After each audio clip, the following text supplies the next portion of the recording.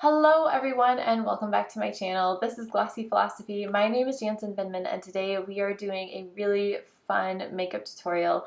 This one is based on the book talk from Wednesday, The Queen, but it's also based on another book that I picked up when I was kind of researching Elizabeth II, and it is Our Rainbow Queen by Sali Hughes. Now, Sali Hughes is a beauty editor, she's a journalist, she wrote for The Guardian, and she's just amazing. She's so knowledgeable, and she pulled this book together. It was sold at one of the palaces, so even though the Queen technically can't have any opinions, the fact that Sali Hughes is allowed to sell her book there, I think is a good sign that she really appreciated it. So this is a really fun read as well. So we are doing some makeup based on pictures from Sali Hughes's book and just also other things that I've read in The Queen. So stay tuned.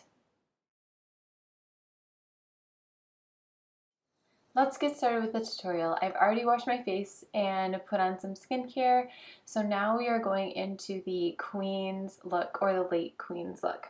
We are going to start, as always, with correcting and neutralizing the face. So I'm going to take my finger into the corrector and just lightly and very gently dab with my ring finger. And while I'm doing this, I am looking at my nails in the mirror, and if you've read Sali Hughes's book, which is amazing, about the Queen, she gives great detail into some of the Queen's favorite beauty things, and my nails would be a huge no-no for her. For years, she's worn Essie's ballet slippers on her fingernails or nothing at all. So this bright OPI shade, I think this is Live Love Carnival, would be a big no-no. Obviously for chips and photographs, the royalty always has to have really nice looking nails and really nice looking hands, and if you have chips on a brightly colored or a dark colored nail polish, that can be a bad photo. So now we are going to neutralize our eyelids with some NARS Tinted Smudge Proof eyeshadow base. Same fingers, ring fingers, and just getting rid of any discoloration. The late Queen Elizabeth, it looks like, and I'm truly just taking this from pictures and reading through the Sali Hughes book, really looked like she didn't wear a lot of makeup, which again makes sense. She's representing an entire group of people, an entire kingdom, and she can't, I read her book, obviously this is a book talk makeup inspired look, and she was so into her job and she was so the job that if her makeup was a little bit too glamorous, I can see that feeling uncomfortable for her. Not only just getting everything done in a timely manner for all of the events and occasions that she needed to be a part of, but also just maybe she just feels timeless with less makeup on. Whereas if she went a little bit more makeup or a little bit more glamorous, that could really pinpoint her in a specific era. It could also just, again, be a disaster with scheduling. So her makeup is very basic. However, we are going to amp up just a little bit. So I am going to line my lashes with Charlotte Tilbury's Rock and Kohl in Bedroom Black. So the thing that I really struggled with this particular makeup look was, should I go a little bit more of like a movie Queen version, or should I go a little bit more authentic? And I'm kind of melding the two together. So this is a really great, just everyday look. And whoever did her makeup did a phenomenal job. I mean, the Queen was alive for a very long time, and her makeup looked fantastic from when she became Queen to the day that she passed away. So really well done. Really well done. Okay, we are done neutralizing the complexion and the face, so now we are going to go in with some concealer. because there's only one eyeshadow, maybe two, that we are going to be using today, because again, she just didn't wear a lot of makeup. She definitely wore a base and she definitely wore concealer, but her eyeshadow, especially as she got older, was really, it looks like it was only one color, and it looked like it was kind of a brighter white, to make sure that you could see her eyes. As we age, our skin does drop, and I think that was a brilliant idea, again, from her makeup artist, to go really light and bright around her eye, just like a shade lighter than her skin tone, just to really make her eyes a little bit more impactful, rather than trying to put darker colors to make her lash line pop. When your skin is kind of falling or getting really loose, I think a really good way to go, especially if you don't have that lid space, is to go lighter and brighter, and then that does kind of create the illusion of bigger eyes. So we've just done the concealer by Giorgio Armani, and now we're going to go into complexion. I'm going to shake up mine, which is also from Giorgio Armani, pump it on the back of my hand, and then I'm going to do dots across the face, starting on the cheek area. That is where I have the most discoloration, so wherever you put your product is where you're going to get the richest payoff, which is why we start blush here and why we start contour back here. We want everything to be seamless, but if we can kind of do two things at once, that is always very, very helpful.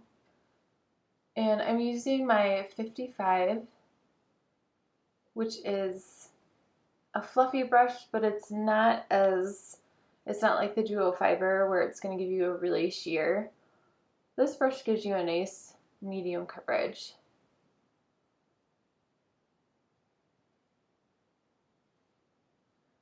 And always forehead last. That is where we show aging first, is around the eyes and the forehead. So I want the least amount of makeup on my forehead. Plus, I don't have any discoloration on my forehead. I could probably skip that and you would never know. It is truly, for me, it is here on my nose and a little bit on my chin, depending on the time of the month. Okay, so I'm just taking a little bit extra that was on the back of my hand, and I'm going to bring it down.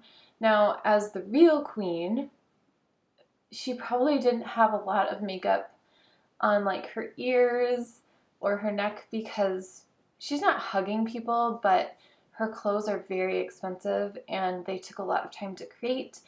So she wouldn't want to have any makeup stains, again, in photographs. So that's something to think about. Also, I did notice, I did not watch very much of The Crown, but a little bit that I did watch is that the costuming was so phenomenal and so historically accurate that they also didn't bring down the foundation onto the neck because they didn't want to get it on the costume. So if you are a makeup artist who's interested in going into film, you have to think about that, and you have to definitely talk to the costume designer and see if you can bring down the foundation onto the neck, because that can change the coloration that you put on the face, because you want those two to speak to each other. Alright, complexion is done.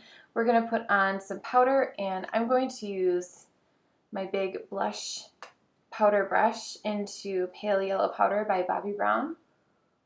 I know that Kate Middleton really likes Bobbi Brown, or she did a while ago, whereas the Queen, or the late Queen, used a lot of Clarins and Elizabeth Arden.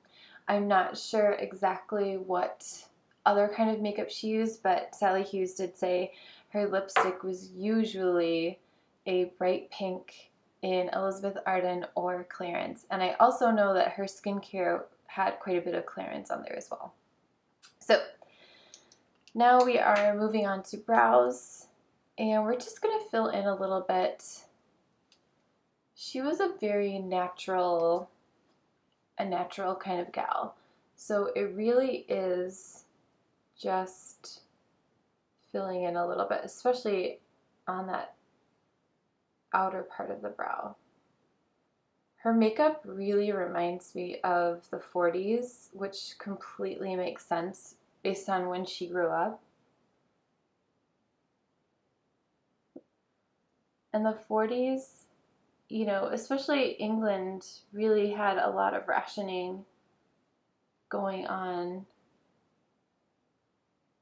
The best way to kind of pull yourself together is a lip.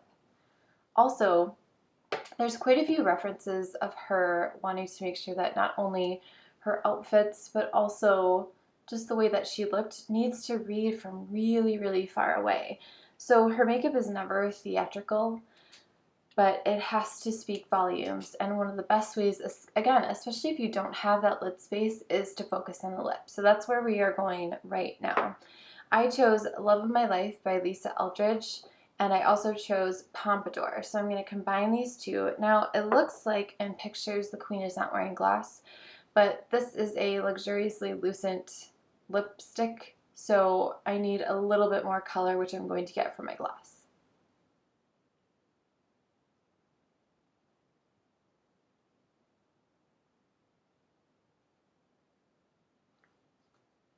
This is also a little bit brighter of a pink. It felt like she kind of went with a red, maybe a peachier pink, so I just wanted to saturate it up a little bit more, again with the gloss. Always looking at your top teeth, pinky, pull through. That way you can smile at all the adoring fans that are there to greet you. So let's finish off the look. She used quite a lot of, again, that lighter, brighter eyeshadow. So I'm going to use Vanilla from MAC on my Sonia Kashuk tapered brush. And I'm just going to saturate my brush and pop that on the lid.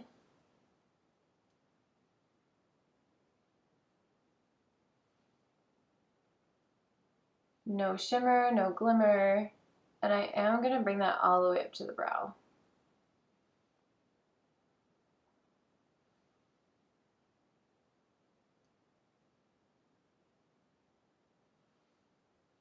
And same on the other side. See, it just gives your face a little bit of a lift. If you choose a color, no matter your skin tone, if you choose a color that's slightly lighter than your skin tone, it just gives a little lift. If you feel like you're not sure and you don't want to go too light, then get yourself to a makeup counter, or feel free to leave me comments as well. I'm happy to kind of steer you in a direction, at least a starting point. Okay, so like that's pretty much it. You throw on mascara and you're done. I'm going to take the same brush and I am just going to grab a little bit of Sandstone, which is a very, very neutral shade. And I am going to pop a little bit into the crease. The late queen and I have obviously different facial features. And she just didn't have a ton of lid space in a lot of the photos that I was looking at. And I think if I was her makeup artist and she had more of my face shape, then I would have definitely added a little bit of a neutral shadow just in that crease, just to make my face a little bit more three-dimensional.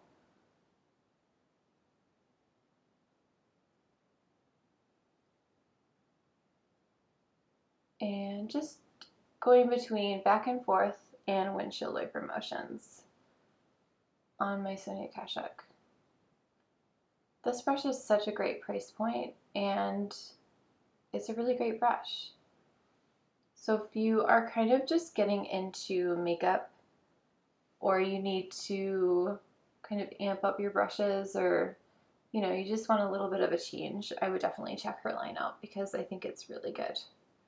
And especially now that everyone is using synthetic brush hairs, the difference between companies is getting smaller and smaller. So I think Sonia Kashuk is a really great way to go. So no liner, no nothing like that. But we do want to stand out from the crowd a little bit. So I am going to go in with the Maximizer from DIOR. And make sure that my lashes are nice and coated.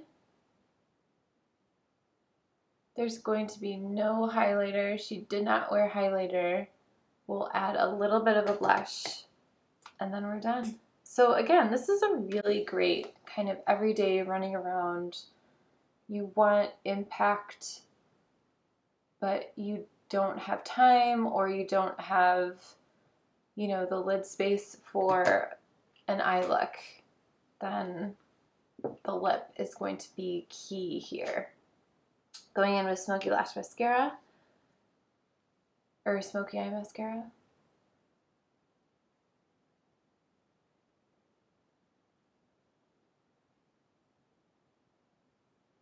Nice full lashes are very youthful looking,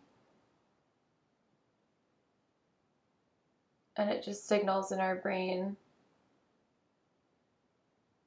like our lizard brain, as Seth Godin would say, that we're still here, we're still alive.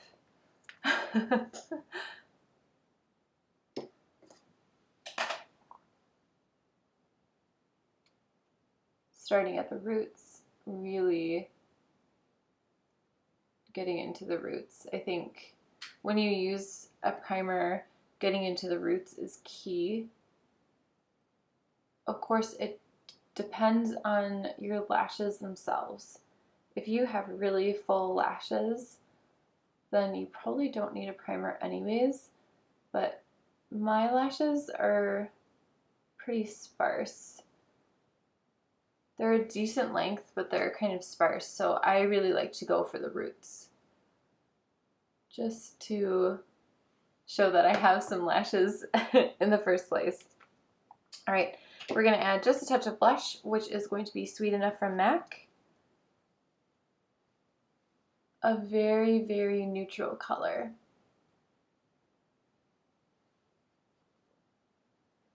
Again, just to give a little bit of life to the face. It does not look like in all the pictures from Sally's book that she's really, you know, going for a blush look. So now we're going to go back in with our foundation brush, go over that, and just make sure that everything is really nice and seamless. And that is the look.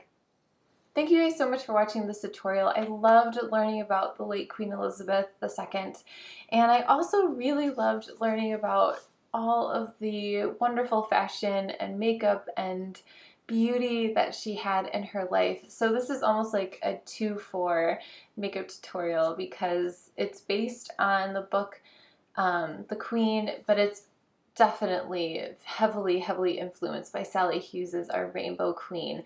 So if you are into fashion, if you are into beauty, I would highly recommend this book. Sali Hughes is a phenomenal beauty editor and just so knowledgeable about the world of beauty and fashion, so definitely check it out.